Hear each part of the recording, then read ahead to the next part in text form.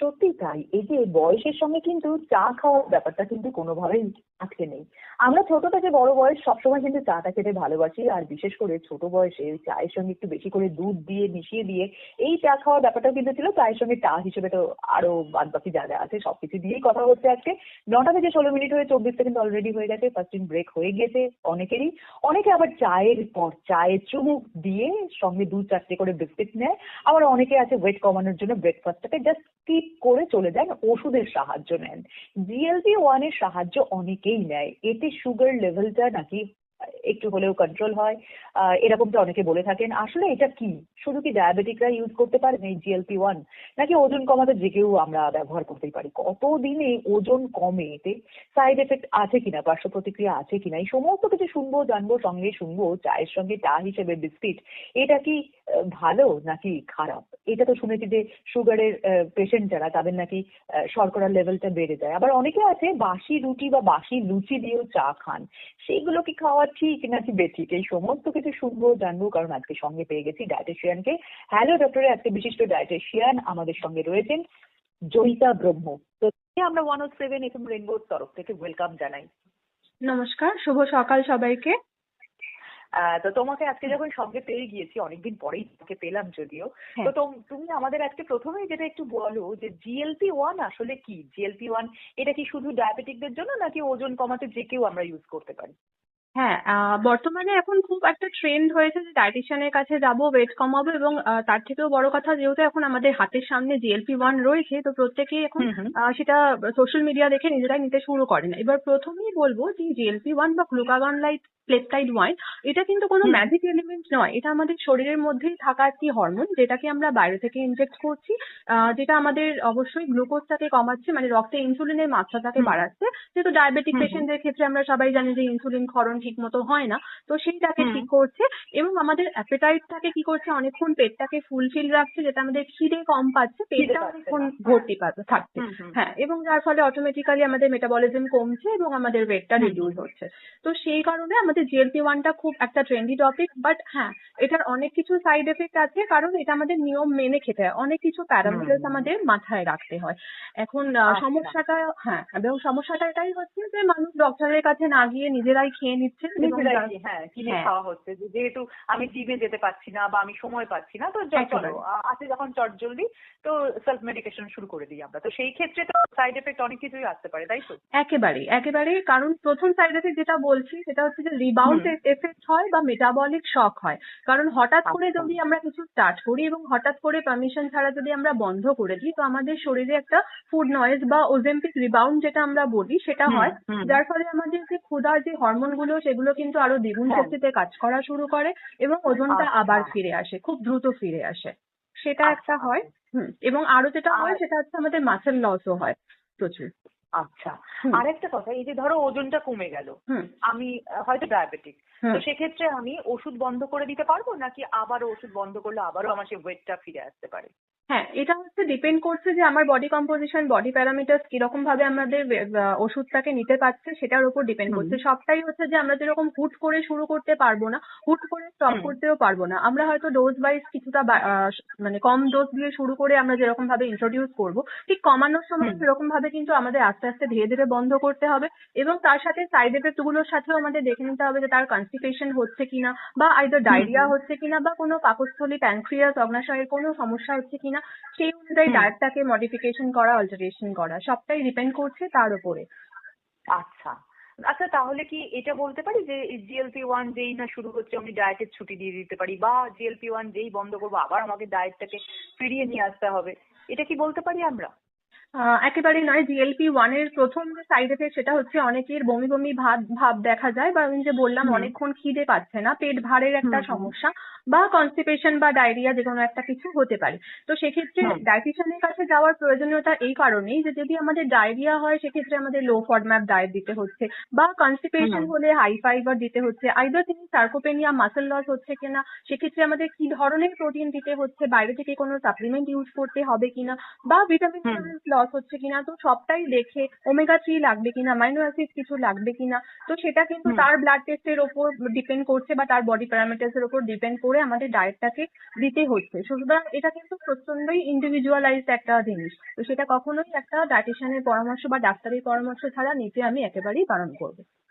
আচ্ছা, আর একটা কথা এবারে বলি যে আমরা না আজকে সকাল 6টা থেকে চায়ের সঙ্গে চা এই ব্যাপারটা নিয়ে কথা বলে চলেছি। শুধু আমি নই, আমাদের সঙ্গে যারা লিসনার আছেন, যারা তোমার কথা এখন শুনছেন, তারাও কিন্তু চায়ের সঙ্গে চা হিসেবে মানে বিস্কিট এরকম অনেক কিছু খাওয়ার কথা বলছেন, যার যেমনটা আর কি পছন্দ, আমাদের জীব অনুযায়ী তো আমরা সেটাকে বেছে নিই।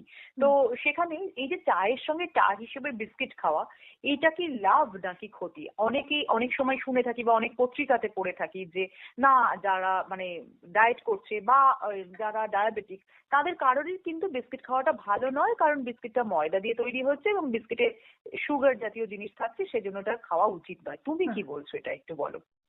হ্যাঁ, একদমই তাই। আমাদের যেটা বাঙালিদের ব্রেকফাস্ট প্যাটার্ন যে একদম খালি পেটে আমরা চা বিস্কুট শুরু করি। তো মডার্ন হুম। রিসার্চ বলছে যে একদম এমটি স্টমাকে আমরা চা বিস্কিটটা ইনটেক না করে সেটা যদি আমরা ব্রেকফাস্টের পরে ইউজ করি সেটা অনেকটা আচ্ছা। বেটার হবে। কোনো খাবারের সাথে খেলাম, একদম খালি পেটে খেলাম না।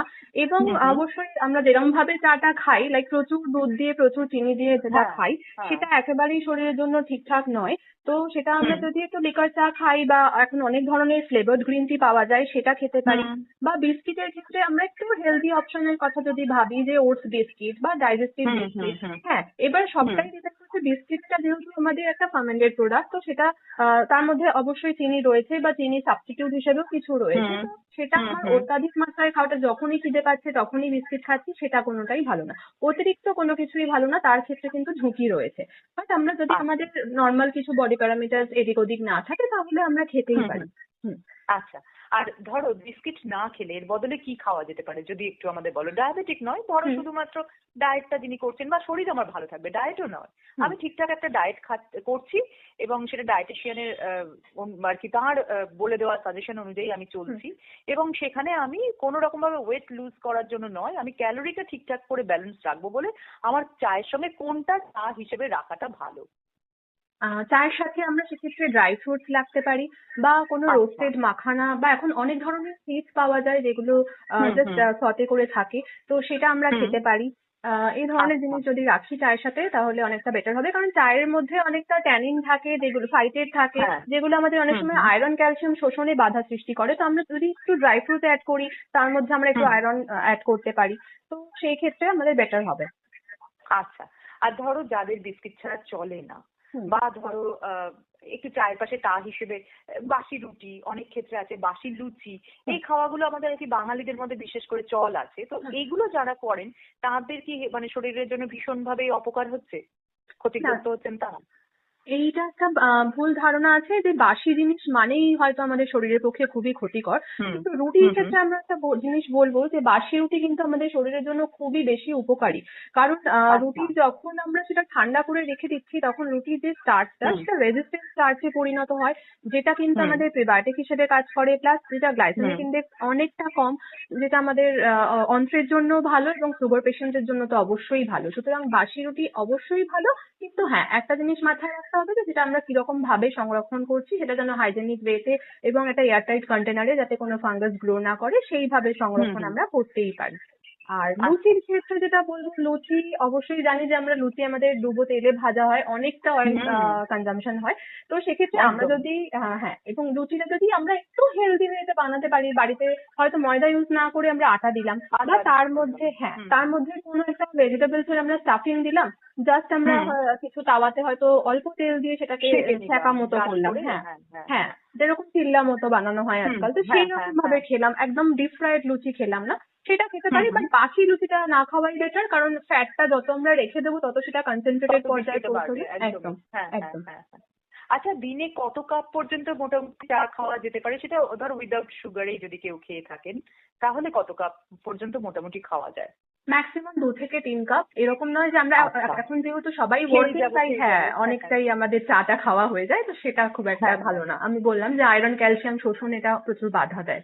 তো ঠিক আছে। আচ্ছা, এবারে আবার একটু ফিরে যাচ্ছি তোমার ওই GLP-1 এর কথায়, যে হুম। GLP-1 এটা কি কোনোভাবে হৃদরোগের ঝুঁকিটা বাড়াচ্ছে, বা থাইরয়েড থাকলে GLP-1 এটা কি ইউজ করা যায়, এই বিষয়ে তুমি কি বলবে?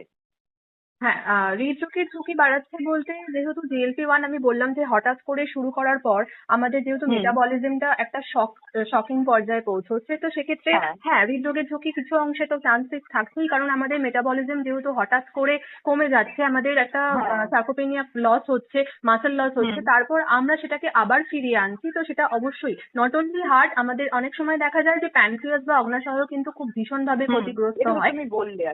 আমি যেটা বললাম সেটা অবশ্যই ঝুঁকি থাকছে। এবং যেটা আমি বলছি যে প্রচুর পরিমাণে অ্যাসিডিটি হচ্ছে, মানসিক একটা ডিপ্রেশন হয়, ফ্রাস্ট্রেশন হয় যে আবার আমার ওজন বাড়তে শুরু করলো। হ্যাঁ, এবং তার মধ্যে কিন্তু নতুন করে ফ্যাট অ্যাকুমুলেশন হতে থাকে, এবং সেটা শুধু মাসলে নয়, অবশ্যই হার্টেও ফ্যাট অ্যাকুমুলেশন হতে পারে, এবং সেটা হার্ট অ্যাটাকের ঝুঁকিটাকে কিন্তু আরেকটু বাড়িয়ে দেয়, বেড়ে যায়। আচ্ছা, সুগার লেভেল বেশি থাকলে সাধারণত দেখা যায় যে রক্তচাপটাও অনেক ক্ষেত্রেই বেশি হয়, মানে হাইপার টেনশনের পেশেন্ট তিনি হয়ে যান। তো সেক্ষেত্রে হাইপার টেনশনের পেশেন্ট যিনি হাই ব্লাড প্রেশারের পেশেন্ট, তো সেক্ষেত্রে তিনি কি GLP-1 টা ইউজ করতে পারেন? কারণ ওয়েটেরও তো একটা ব্যাপার থাকে, ওয়েট কমানোর দরকার পড়ে, কারণ সুগার যদি ডায়াবেটিক যদি তিনি হয়ে থাকেন, তো সেক্ষেত্রে অবশ্যই একটা ওয়েট কমানোর ব্যাপার আমাদের থেকে থাকে। তো তখন যদি GLP-1 টা আমি খেতে শুরু করি, তাহলে কি সেক্ষেত্রে আমার প্রেশারটা আরো ফ্ল্যাকচুয়েট করতে পারে, আরো বেড়ে যেতে পারে বা কমে যেতে পারে, এরকমটা কি কিছু হতে পারে? না, GLP-1 কিন্তু আমাদের রক্তের ভ্যাসোডাইলেশনের কাজ করে, তো সেক্ষেত্রে GLP-1 আমরা নিতেই পারি। আমাদের হ্যাঁ হার্ট রেটটা কিছু অংশে এটা ইনক্রিজ করে, তো ওইটাই বললাম যে ডোজটা কিন্তু ডিপেন্ড করছে তার প্রেশার কতটা রয়েছে, তিনি কি ধরনের মেডিসিন খাচ্ছেন, সেটার সাথে তার ড্রাগ ফুড ইন্টারাকশন কিভাবে হচ্ছে, সেই অনুযায়ী কিন্তু আমরা সেটা বলে দিই। এটা কখনোই ইন্ডিভিজুয়ালাইজ ছাড়া আমি বলতে পারি না যে সবার ক্ষেত্রে একই রকম গতে বাঁধা হবে, সেটা কিন্তু হয় না। তো সেক্ষেত্রে হ্যাঁ অবশ্যই হাই বিপি পেশেন্টরা নিতে পারেন, কিন্তু তার ক্ষেত্রে ডোজটা এদিক ওদিক হবে। আচ্ছা, তোমরা যখন ডায়েটটা চার্টটা আর কি ঠিক করে দাও, তখন তো অনেক সময় তোমরা ওয়েটটাও দেখে নাও যে পেশেন্টের ওয়েট কিরকম রয়েছে, সেই অনুযায়ী তোমরা ডায়েট চার্ট করে দাও। তো সেক্ষেত্রে যদি কোনো পেশেন্ট, মানে একজন ডায়াবেটিক পেশেন্ট, তার ডায়েটটা কেমন হওয়া উচিত, এটা যেমন তুমি একটু বলবে। আর মানে একদম শেষে এসে তোমার কাছে এই কোয়েশ্চেনটাই রাখছি যে লাইফস্টাইলটা কেমন হলে ওজনটাকে একেবারে কন্ট্রোলে রেখে সুগার লেভেলটা ঠিকঠাক রেখে আমরা একদম লাইফটাকে ঠিকঠাক কাটাতে পারি। তো যদি একটু আমাদেরকে গাইড করো এই ব্যাপারটা। একদম শেষ কোয়েশ্চেন এটাই। হ্যাঁ, তো ডায়াবেটিক পেশেন্ট হোক বা ওয়েট লস পেশেন্ট হোক, আমি বলবো না যে প্রথমেই একদম GLP-1 দিয়ে আমাদের ওয়েট কমাতে হবে, কারণ মানুষ এখন ভীষণ দ্রুতগামী হয়ে গেছে, তো শর্টকাট উপায়ে বিশ্বাসী। তো কোনো কিছু শর্টকাটে পাওয়া গেলে সেটা হয়তো পাওয়া যায়, বাট সেটা চিরস্থায়ী হয় না। তো আমাদের চেষ্টা করতে হবে যেটাই করি সেটা সাস্টেনেবল হয়। তো সেই কারণে আমি বলবো lifestyle modification is the only কি। তো সেটা যদি আমরা ঠিকভাবে মেনটেন করতে পারি, যে নট নেসেসারি যে আমাকে GLP-1 নিয়ে ওজন কমাতে হবে। তো সেক্ষেত্রে ডায়াবেটিক পেশেন্ট হোক বা ওয়েট লসের জন্য যারা ডায়েট নিচ্ছেন, তাদের ক্ষেত্রে বলবো যে বেশি পরিমাণে হাই ফাইবার ডায়েট খাওয়া, ভেজিটেবলস ইনকর্পোরেট করা, কমপ্লেক্স কার্বোহাইড্রেট খাওয়া, ফ্রুটস ভেজিটেবলস খাওয়া, এবং কোনো কিছু keto diet, fat diet follow না করে সমস্ত উপাদান থেকেই খাবো, এবং ঠিকঠাক পরিমাণে খাবো, পরামর্শ মেনে খাবো। এরকম নয় যে কার্বোহাইড্রেট, প্রোটিন, ফ্যাট কোনো একটি বাদ দেবো, সবটাই আমাদের থাকবে, এবং কোনো ভিটামিন মিনারেলস যেন ডেফিসিয়েন্সি না হয়, কোনো কারণে ডিহাইড্রেশন না হয়। হ্যাঁ, আরেকটা GLP-1 নিলে কিন্তু ডিহাইড্রেশনের সমস্যাও হয়। তো সেই সব জিনিসগুলো মাথায় রেখে আমাদের একটা হেলদি লাইফস্টাইল মেনটেন করতে হবে। আচ্ছা, তারপরে বাইরে থেকে যেহেতু এটা হরমোনাল একটা ইয়ে যাচ্ছে বলে, সেই জন্য কিন্তু আমাদের ভেতরের শরীরেও অনেক রকম চেঞ্জেস আসে। তো সেটা অবশ্যই যেটা তোমার সঙ্গে কথা বলে যেটা আমরা বুঝতে পারলাম যে নিজে নিজে ওই সেলফ মেডিকেশন করে আমি GLP-1 কিনে খেতে শুরু করলাম, এটা মোটেই নয়। তার জন্য একজন ডায়েটিশিয়ানের কাছে যাওয়ার দরকার। তিনি যেভাবে ডক্টরের প্রেসক্রিপশন দেখে যা সাজেস্ট করবেন সেভাবেই কিন্তু আমাদের এগিয়ে যাওয়া উচিত, তাই তো? একেবারে। Thank you so much Joyita, এত সুন্দর করে তুমি আমাদের লিসনারদের বললে, GLP-1 নিয়ে বললে, এবং আমাদের তার সঙ্গে চায়ের পাশে চা হিসেবে ওই বিস্কিট বা আরো রুটি লুচি এই যে এগুলোর কথাও বলে দিলে, বেশ লাগলো শুনতে। এরপরে আবারও কোনোদিন তোমার সঙ্গে কথা হবে অন্য কোনো একটা বিষয় নিয়ে, অন্য কোনো সমস্যার সমাধান আবারও কিন্তু তুমি আমাদেরকে করে দেবে, কেমন? নিশ্চয়ই। Thank you. হ্যাঁ।